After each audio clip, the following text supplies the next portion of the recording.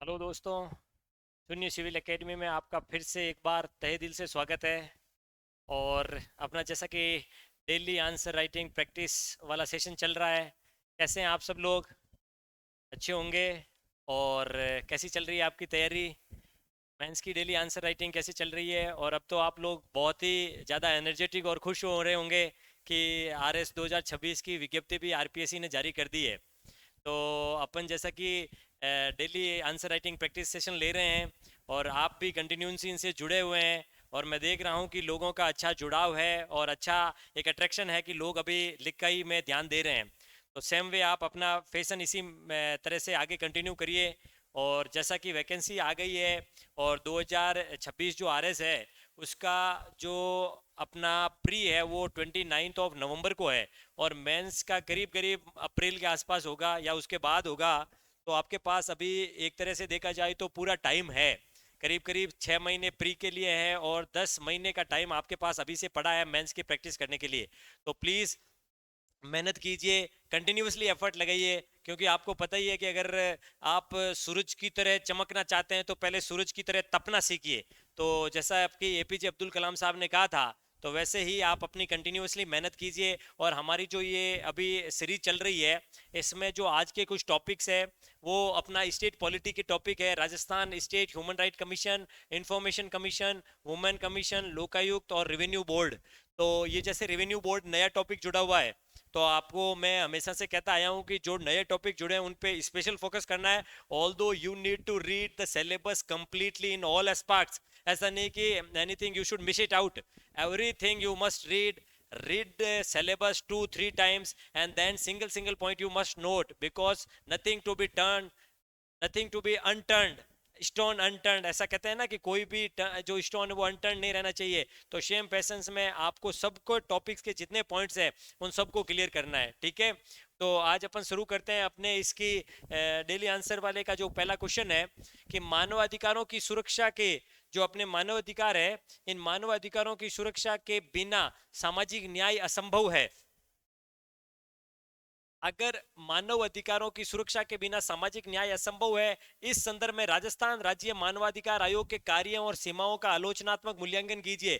अभी देखिए, human rights क्या होते हैं? एक आदमी जो जीवन जीता है, गरिमापूर्ण जीवन जीता है, स्वतंत्रता के साथ जीता है, उसके लिए जो अपने जीवन की एक नेचुरल जो उसके राइट्स है, दैट इज ह्यूमन राइट्स। तो ह्यूमन राइट्स और उसकी जो जीवन जीने की गरिमापूर्ण उसकी प्रक्रिया है, उसमें कोई भी बाधा न आए, ऐसे के लिए भारत सरकार ने और स्पेशली सभी राज्य सरकारों ने अपने यहाँ पर पे जो ये मानव संसाधन मानव अधिकार जो बनाए हैं, ह्यूमन राइट कमीशन जो बनाए हैं, जो मानव अधिकार आयोग केंद्र के अंदर भी है, नेशनल ह्यूमन राइट कमीशन, और राजस्थान सरकार में या अन्य राज्यों में भी स्टेट ह्यूमन राइट कमीशन है। तो राज्य में जो भी एक व्यक्ति है उसके जीवन जीने की जो स्वतंत्रता है उसका हनन नहीं हो, उसके अधिकारों का पूरा पूरा वो प्रयोग कर सके, इसके लिए ये ह्यूमन राइट कमीशन होते हैं और अपने टाइम टू टाइम अपनी रिकमेंडेशन देते हैं।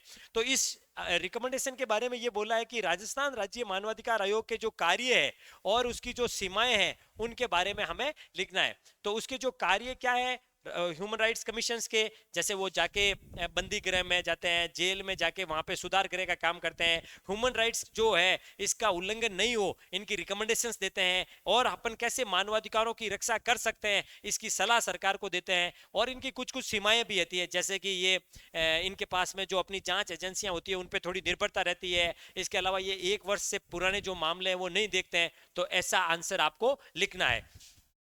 तो देखिए, अपन इसका जो मॉडल आंसर्स है वो अपन देखते हैं कि राजस्थान राज्य मानवाधिकार आयोग जो है मानवाधिकारियों की रक्षा एवं सामाजिक न्याय सुनिश्चित करने हेतु स्थापित एक महत्वपूर्ण वैधानिक संस्था है। और ये मानवाधिकार उल्लंघन से संबंधित मामलों की शिकायत और स्वतः संज्ञान लेकर के जांच करता है। इनके पास दीवानी न्यायालयों की और सबकी वो शक्तियां होती है। आयोग जेल, सुधार गृह और अन्य संस्थानों जो है उसका निरीक्षण कर सुधारात्मक सुझाव देता है तथा मानवाधिकारों के प्रति जन जागरूकता फैलाने का कार्य करता है। ये सरकार को मानवाधिकार संरक्षण से संबंधित नीतिगत सुझाव भी देता है। ये हमने पहले से डिस्कस कर लिया है कि मानवाधिकार के जो विभिन्न पहलू है, इन पहलुओं को मानवाधिकार के बारे में और अच्छी क्या क्या नीतिगत सुझाव हो सकते हैं जिससे लोगों के जो गरिमापूर्ण जीवन जी रहे हैं उनका उनकी जो स्वतंत्रता है उसका हनन नहीं हो, ऐसी कार्रवाई के लिए ये रिकमेंडेशन देते हैं।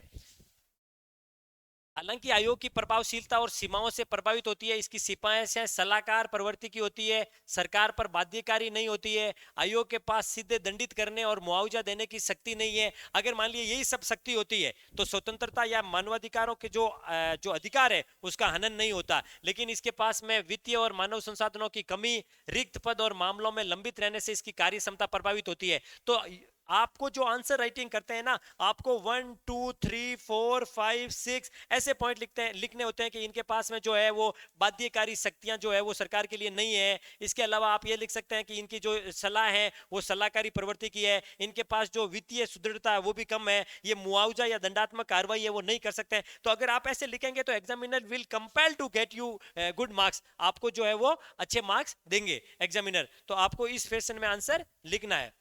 अब देखिए हमारा जो नेक्स्ट क्वेश्चन है वो है कि राजस्थान राज्य सूचना आयोग के पास उपलब्ध दंडात्मक शक्तियां और जो इनको समझाइए। यानी राजस्थान का जो स्टेट जो इंफॉर्मेशन कमीशन है उसके पास, आपको पता होगा राज्य सूचना आयोग राजस्थान में भी है, और उसके बाद में 2005 में भारत सरकार ने जो राइट टू इंफॉर्मेशन एक्ट बनाया था, उसके अलावा केंद्रीय सूचना आयोग और ये सब एक केंद्र सरकार में और राज्य में व्यवस्था बनाई थी। तो उसमें ये प्रावधान कर रखे हैं कि जैसे हर जगह पे एक आप कोई भी आरटीआई डालते हैं तो उस आरटीआई के लिए एक प्रथम लेवल का अधिकारी होता है, उसके बाद में द्वितीय लेवल के अधिकारी होते हैं, उसके बाद में आप राज्य सूचना आयोग में जा सकते हैं। सेम फैशन में केंद्र सरकार में भी ऐसा ही सेम केंद्रीय सूचना आयोग में होता है। तो जो राज्य सूचना आयोग है उसके पास में क्या शक्तियां हैं, जैसे आप कहीं पे भी सूचना मांगने जाते हैं, और ये जो लोकतंत्र के एक तरह से जो आधार स्तंभ है, या जैसे पहले बोलता था कि मीडिया लोकतंत्र का चौथा स्तंभ है, वैसे ये जो राइट टू इंफॉर्मेशन आने के बाद में लोगों को अपने अधिकारों के बारे में जानकारी हुई है, लोगों को ये पता चला कि वो उनके पैसों से, उनकी जो टैक्स के पैसे से जो सरकारें काम करवा रही है वो सरकार कितना सही काम हो रहा है, नहीं हो रहा है, भ्रष्टाचार की कितनी शिकायतें हो रही है, उन सब के बारे में उसको जानने का हक है। That is right to information. तो उसके अंदर क्या क्या पावर है, जैसे अगर आपको सूचना टाइम पे नहीं देता है, आपको सूचना भ्रामक देता है, विलंब से आपको सूचना मिलती है, इन सब के बारे में आपके पास में जब राज्य सूचना आयोग के पास में दंडात्मक शक्तियां हैं, वो 250 रुपए से लगा करके और अधिकतम पैसे का दंड दे सकता है, अनुशासनात्मक कार्रवाई की सिफारिश कर सकता है। तो these all powers rest with state information commission. तो ये आपको इसके बारे में लिखना है। तो देखिए, सूचना का अधिकार अधिनियम 2005 की धारा 20 के तहत राजस्थान राज्य सूचना आयोग को लोक सूचना अधिकारियों के विरुद्ध दंडात्मक शक्तियां प्राप्त है। तो जैसा ये बताया, यदि कोई लोक सूचना अधिकारी बिना उचित कारण के सूचना देने में देरी करता है या आवेदन स्वीकार करने से मना करता है, जानबूझकर गलत अथवा भ्रामक सूचना प्रदान करता है और सूचना नष्ट करता है, तो आपने देखा कि there are the various points, या तो भ्रामक सूचना देता है, या सूचना देने में विलंब करता है, या मान लो उसके पास सूचना नहीं है, उसको नेक्स्ट को सूचना देने के लिए आपको सही से गाइड नहीं करता है, इन सभी में जानबूझकर अगर वो कुछ करता है तो उन सब में जो ये आयोग है उस पर प्रतिदिन 250 रुपए की दर से जुर्माना लगा सकता है, और ये दंड अधिकतम 25,000 तक हो सकता है। तो ये इसका मतलब इसके पास दंडात्मक पावर है। फर्दरमोर द कमीशन में also recommend depend departmental disciplinary action against the concerned officer if their negligence is found to be grave. However, prior to imposing any penalty, the officer is granting an opportunity to present their case. यानी even अनुशासनात्मक कार्रवाई करने के लिए ये भी सिफारिश कर सकता है, लेकिन जिसके खिलाफ ये सिफारिश की जा रही है उसको भी अपनी हियरिंग, यानी वो कहता है ना कि नेचुरल जो पावर है वो उसके पास भी, अधिकारी के पास भी, कि हाँ इन्होंने जो ये कहा है वो मतलब गलत है या सही है, इसके लिए उसके पास भी सुनवाई का अधिकार है। तो ये जो है अपने पास दंडात्मक शक्तियां जो है उन सूचना आयोग के पास में है। नेक्स्ट क्वेश्चन करते हैं अपन, महिला सशक्तिकरण एवं लैंगिक समानता, जो अपनी लैंगिक समानता सुनिश्चित करने में राजस्थान राज्य महिला आयोग के प्रमुख कार्यों को रेखांकित कीजिए। राजस्थान राज्य महिला आयोग जो है उसके क्या क्या कार्य हैं उसको रेखांकित करना है। तो राजस्थान राज्य महिला आयोग भी है, वो जैसे केंद्र में केंद्रीय महिला आयोग होती है वैसे ये काम करती है, महिलाओं के लिए सशक्तिकरण के लिए, लैंगिक समानता के लिए, महिलाओं के उत्पीड़न के खिलाफ उनके अधिकारों की रक्षा करने के लिए ये राज्य महिला आयोग काम करती है। तो देखिए इसमें भी लिखा है कि राजस्थान राज्य महिला आयोग में अधिकारों की सुरक्षा, लैंगिक समानता और महिला सशक्तिकरण को सूचित करने में महत्वपूर्ण इसकी एक वैधानिक संस्था है। आयोग का मुख्य कार्य महिलाओं के संवैधानिक एवं कानूनी अधिकारों का संरक्षण करना, उनके उल्लंघन से संबंधित शिकायतों की सुनवाई करना। यह पीड़ित महिलाओं को कानूनी सहायता एवं परामर्श प्रदान करता है और यह भी स्वतः संज्ञान यानी सुओ मोटो लेता है। तो महिलाओं के लिए एक कार्य करने वाली संस्था जो है यह है राज्य महिला आयोग। जिस तरह से केंद्र में है वैसे ही राज्य में है। तो इसके कानून और नीतियों की समीक्षा कर आवश्यक सुधारों की सिफारिश करना, यह लैंगिक समानता, महिला शिक्षा एवं अधिकारों के प्रति जन जागरूकता अभियानों को संचालित करती है। यानी महिलाओं को उत्पीड़न ना हो इसके लिए महिलाओं को कैसे सजग किया जाए, कैसे उनको समझदार बनाया जाए, कैसे उसको सरकार की नीतियों के बारे में अवेयर किया जाए, कैसे विभिन्न प्रकार के सुरक्षात्मक उपाय समझाया जाए, ये सब महिला आयोग का काम करती है। और महिला आयोग विभिन्न प्रकार की जो रिकमेंडेशंस है इसके बारे में अपने अध्ययन के माध्यम से वो भी सरकार को करती है। Thus, the Rajasthan State Commission for Women plays a pivotal role in the providing a safe, dignified and just environment for women. अच्छा environment women को मिले इसके लिए भी राज्य महिला आयोग काम करती है। अपना जो नेक्स्ट क्वेश्चन है, राजस्थान में लोकायुक्त के जो लोकायुक्त है उसके क्षेत्राधिकार से कौन कौन से पद एवं व्यक्तियों को छूट दी गई है। अब देखिए, which post and individuals are exempted from the jurisdictions of the Lokayukta in Rajasthan.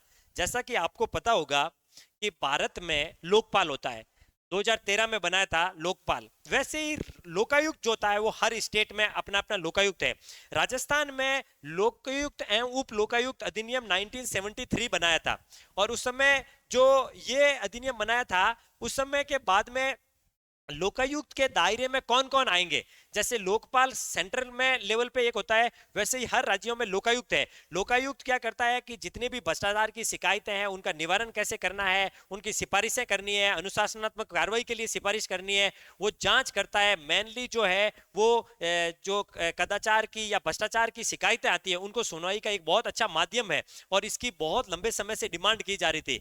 तो ये जो अपने राजस्थान में भी जो लोकायुक्त है, ये लोकायुक्त में बहुत सारे व्यक्तियों को छूट दी गई है। जैसे राजस्थान में मुख्यमंत्री को भी छूट दी गई है, जैसे आरपीए जो और इन संस्था है, न्यायपालिका के बहुत सारे अधिकारी है या उनके ऑफिस है, उन सबको जो छूट दी गई है, इवन सरपंच है इन सब का।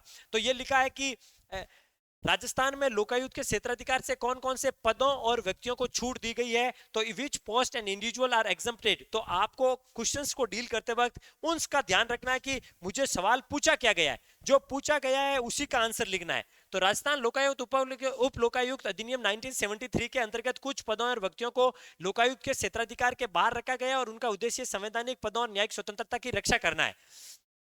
अधिकार क्षेत्र से राज्यपाल, मुख्यमंत्री को छूट प्राप्त है। इसके अतिरिक्त राजस्थान उच्च न्यायालय के मुख्य न्यायाधीश और न्यायिक सेवा के अधिकारी और कर्मचारी जो है उनको छूट दी गई है। इसके अलावा भी और बहुत सारे लोग हैं, जैसे महालेखाकार है, राजस्थान लोक सेवा आयोग के अध्यक्ष एवं सदस्य, मुख्य निर्वाचन आयुक्त तथा लोकायुक्त की जांच से बाहर रखा गया है। राजस्थान विधानसभा सचिवालय के अधिकारी एवं कर्मचारियों को भी बाहर रखा गया है। इसके अलावा जो सेवानिवृत्त लोक सेवक है और पंचायती राज संस्थानों में जैसे सरपंच है वो लोकायुक्त के पर्याप्त क्षेत्राधिकार क्षेत्र से शामिल नहीं होते हैं, तो क्षेत्राधिकार सीमित है। तो यहाँ पे हमें ये देखना है कि राजस्थान में जो लोकायुक्त है उस लोकायुक्त के पास में जो पावर है, उसकी जो शिकायतें सुनने की क्षमता है, वो भ्रष्टाचार के बारे में जो जांच करता है, उसमें बहुत सारे जो इसमें पद है, व्यक्ति है और इवन जो कॉन्स्टिट्यूशनल बॉडी के जो बैठे लोग हैं उन लोगों को बाहर रखा गया है। तो इसका मतलब यह है कि उनकी जो सीमाएं हैं लोकायुक्त की, वो बहुत हद तक एक लोकायुक्त की सीमा भी है कि उनकी जांच नहीं कर सकता।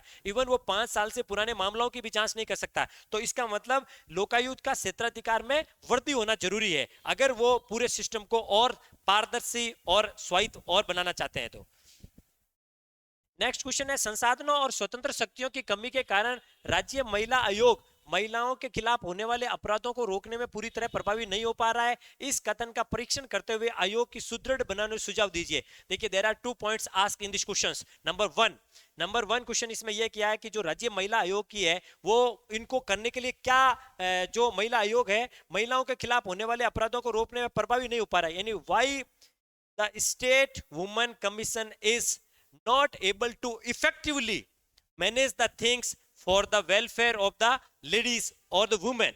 And the next questions, what are the way forward or the suggestions you want to give for the better of this organization, means this women commissions, that it can do the better work for the empowerment of a woman. तो इसीलिए ये questions जो दिए गए, तो आपको इसमें 2 segments है और आप उन दोनों को डील करना है। तो देखिए, राज्य महिला आयोग की रक्षा और इनके सुनिश्चित करने के लिए ये एक अच्छी संस्था है, किंतु सीमित संसाधनों और कमजोर प्रवर्तन शक्तियों के कारण इसकी प्रभावशीलता कम रही है। तो आपको प्रोज भी लिखना है, कॉन्स भी लिखना है, ठीक है, इन सबके क्वेश्चन के आंसर लिखते वक्त।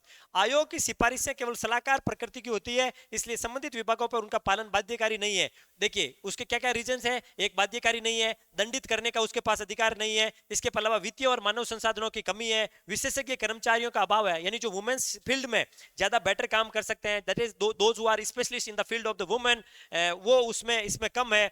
ग्रामीण क्षेत्रों में सीमित इसकी पहुंच है, कार्य क्षमता का कमजोर बनाते हैं, कई मायनों में राजनीतिक और प्रशासनिक हस्तक्षेप भी, यानी राजनीतिक और प्रशासनिक हस्तक्षेप के कारण भी महिला आयोग के पास में जो शक्तियां, जो काम उनको पास करना चाहिए उसमें दिक्कत आती है। तो आप ये कह सकते हैं कि जो अगर इसमें आयोग की जो सिफारिशें हैं वो इतनी मतलब काम करने में सुदृढ़ इसीलिए नहीं है क्योंकि इसके पास में इसके ये वाले पावर नहीं है। अब हम क्या सजेशन दे सकते हैं, आयोग को सुदृढ़ बनाने हेतु इसे अधिक वित्तीय और प्रशासनिक स्वायत्ता प्रदान, एक तो इसको फाइनेंस में रूप में और इसको एडमिनिस्ट्रेटिव जो ऑटोनॉमी है उसको प्रदान करना चाहिए, इसकी सिफारिशों को आंशिक रूप से बाध्यकारी बनाए, जबकि अब ये भी होना चाहिए कि इसकी जो सिफारिशें हैं उसकी सिफारिशें हैं वो बाध्यकारी भाई, कि अगर मान लीजिए महिला आयोग ने जो रिकमेंडेशंस दी है उसको सरकार को मानना चाहिए, आपने एक कमीशन बनाया है उसकी रिकमेंडेशंस है तो उसको मानना चाहिए, कुछ हद तक उसको बाध्यकारी बनाना चाहिए, ये भी बात इंपॉर्टेंट है। और जिला स्तर तक इसकी संस्थागत पहुंच बढ़ाई जाए, महिला हेल्पलाइन, कानूनी सहायता और जागरूकता अभियानों को मजबूत करना भी आवश्यक है। ये अतः प्रभावी महिला सुरक्षा और सशक्तिकरण के लिए राज्य महिला आयोग को अधिक शक्तिशाली और संसाधन संपन्न बनाना आवश्यक है। अब ये तो आंसर आपने देखा होगा, बुक्स में भी आपको मिलता है, आपने पढ़ा भी होगा कि इसको ऐसे लिखते हैं। इसमें आप और क्या ऐड कर सकते हैं, इसमें आप और ऐड कर सकते हैं जैसे लेटेस्ट महिला कौन कमीशन बनी हुई है, आयोग के अध्यक्ष कौन है उसके बारे में कर सकते हैं, या फिर महिला आयोग ने पिछले 1 साल में कोई भी एक एग्जाम्पल के तौर पर कोई बहुत ही बेहतर काम किया है तो आप उसका भी नाम कोट कर सकते हैं, उसकी जो हिस्ट्री है, केस स्टडी है वो काम कर सकते हैं, तो you will surely get edge over others. तो ये थोड़ा आपका इंपॉर्टेंट है मेंस की आंसर राइटिंग में।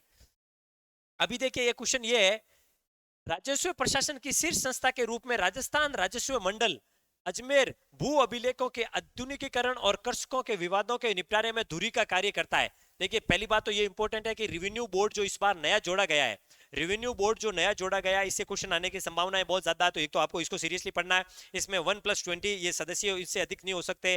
ये राज्य का जो राजस्व के मामले में शीर्ष बोर्ड है, शीर्ष इसका जो क्या बोलते हैं इसको, शीर्ष जो अथॉरिटी है ये है। अब राजस्व प्रशासन की शीर्ष संस्था के रूप में अब आपको राजस्व मंडल भू अभिलेखों के आधुनिकीकरण और कृषकों के विवाद में धुरी का कार्य कैसे काम करता है, तो इसके बारे में हमें डिस्कस करना है कि राजस्व मंडल क्या क्या काम करता है, उसके पास क्या क्या अपनी ऑटोनॉमी और पावर है। तो देखिए राजस्थान राजस्व मंडल राज्य के राजस्व प्रशासन की सर्वोच्च संस्था है जो भू प्रशासन एवं कृषक हितों की सुरक्षा के लिए महत्वपूर्ण भूमिका निभाता है।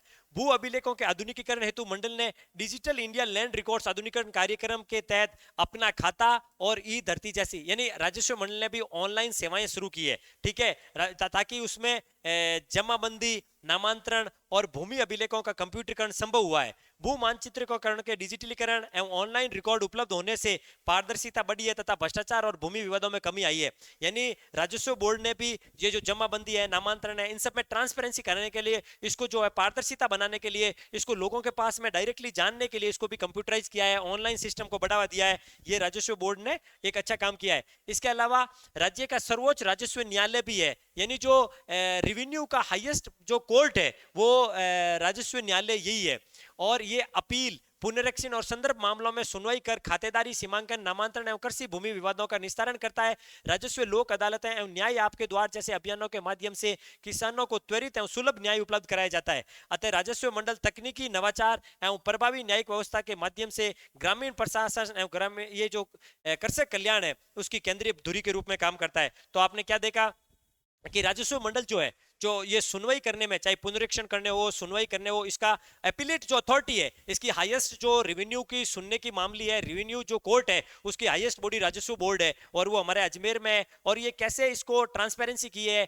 जमाबंदी में, नामांतरण में, और कैसे ये कृषकों के लिए त्वरित फैसले सुना रही है और इसके हित में काम कर रही है, ये राजस्व बोर्ड के इंपॉर्टेंस है। तो आपको इस क्वेश्चन को भी देखना है। इसके अलावा जो एक अपन 10 मार्कर क्वेश्चंस को अपनी डेली आंसर प्रैक्टिस में डील करते हैं, उसी के हिसाब से आज का जो क्वेश्चन है वो है कि राजस्थान में भ्रष्टाचार विरोधी तंत्र के रूप में लोकायुक्त संस्था, अभी अपन बात कर रहे हैं उसकी, लोकायुक्त की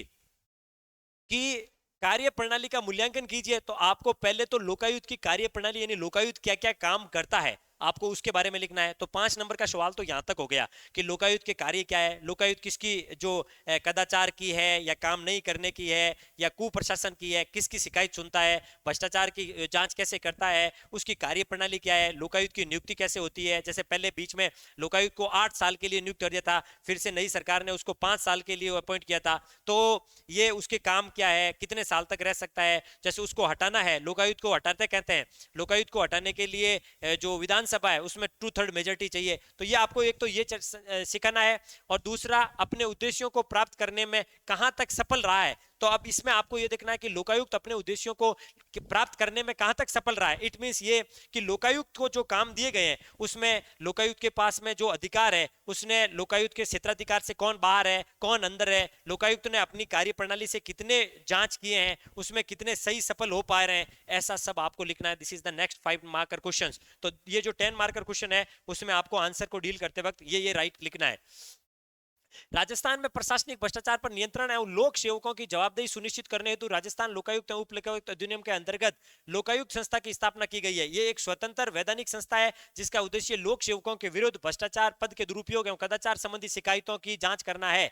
भ्रष्टाचार एक, पद के दुरुपयोग एवं कदाचार संबंधी शिकायतों की जांच करना है। लोकायुक्त की कार्य प्रणाली का सकारात्मक पक्ष यह है कि यह नागरिकों को भ्रष्टाचार के विरुद्ध शिकायत दर्ज कराने का सुलभ मंच प्रदान करता है और इसकी जांचों और रिपोर्ट से प्रशासन में पारदर्शिता एवं उत्तरदायित्व की भावना को बढ़ावा मिलता है। और लोकायुक्त ने प्रशासनिक अनियमितताओं भ्रष्टाचार के तरीकों को उजागर कर सुधारात्मक सुझाव दिए जिससे शासन में नैतिकता, यानी लोकायुक्त ने ये प्लस पॉइंट है लोकायुक्त के कि एक आम आदमी लोकायुक्त के पास शिकायत कर सकता है और उसके अलावा लोकायुक्त जांच कर सकता है, पद का दुरुपयोग हो, भ्रष्टाचार की शिकायत हो, इस सब के मामले में। इसके अलावा इसकी जो प्रभावशीलता है उसके बारे में देखना है कि इसकी प्रभावशीलता क्या रही है। तो इसमें लिखता है इसकी प्रभावशीलता अनेक सीमाओं से प्रभावित रही है, केवल सलाहकार प्रकृति की है, दोषियों को सीधे दंडित करने की शक्ति नहीं है। हालांकि इसमें जो जजेज, कोई जो रिटायर्ड जज होते हैं उनको नियुक्त किया जाता है, लेकिन मुख्यमंत्री, न्यायपालिका एवं कुछ संवैधानिक पद इसके क्षेत्राधिकार से बाहर है। इसके अतिरिक्त स्वतंत्र जांच एजेंसी एवं पर्याप्त संसाधनों का अभाव इसकी कार्य क्षमता को सीमित करता है और विलंब एवं रिक्त पद भी इनके कार्यों को प्रभावित करते हैं। अतः लोकायुक्त संस्था ने भ्रष्टाचार नियंत्रण में आंशिक सफलता प्राप्त की, किंतु इसे अधिक प्रभावी बनाने हेतु इसकी सिफारिशों को बाध्यकारी, संसाधनों को सुदृढ़ और क्षेत्राधिकार को व्यापक करना चाहिए। यानी लोकायुक्त को भी अगर और क्षेत्राधिकार इसका बढ़ाया जाए, जितने जितने लोग लोकायुक्त के क्षेत्र से बाहर है, जितने पद बाहर है, जितनी प्रशासनिक संस्थाएं बाहर है, चाहे कॉन्स्टिट्यूशनल संस्थाएं बाहर है, तो इन सब के अगर इसका क्षेत्राधिकार बढ़ाया जाएगा तो इसका जो कार्रवाई है वो और तेज होगी, त्वरित फैसले आएंगे और इसका जो क्षेत्राधिकार बढ़ने के बाद में इसकी जो फैसले और इसकी जो प्रभावशीलता है, सबसे बड़ी इसकी जो इफेक्टिवनेस है लोकायुक्त की जिसको बनाया गया है, उसको और बढ़ेगी। तो आपको ये भी ध्यान रखना है। तो जैसा कि आपको समझ में आया कि हमने जो डेली आंसर राइटिंग प्रैक्टिस जो हम करवाते हैं उसमें आपने जो ये डेली बेसिस पे आंसर लिख रहे हैं और हमने जो स्टेट पॉलिटी के बहुत सारे कॉन्स्टिट्यूशनल बॉडी है, स्टेचुटरी बॉडी है, इन सब के बारे में डिस्कस किया है, उनको क्वेश्चंस को समझा है, 5 मार्कर और 10 मार्कर के क्वेश्चंस को कैसे डील करना है, क्वेश्चंस की डिमांड क्या है, वो क्या बोलते हैं, इन सब को आपको अच्छे से देखना है। और अगर आप इसको करेंगे मेटिकुलसली एंड कंसंट्रेशन के साथ में and with discipline, if you follow the path in A proper manner, you will get very good marks। तो अभी जैसा कि वैकेंसी आ गई है, please put on your efforts, pull up your socks, be ready to get very good marks in your mains और clear the pre, और अच्छे मार्क्स मिलेंगे तो आपको 100% सफलता मिलेगी। थैंक यू सो मच और थैंक यू वेरी मच। मिलते हैं फिर अगली क्लास में। Thanks a lot.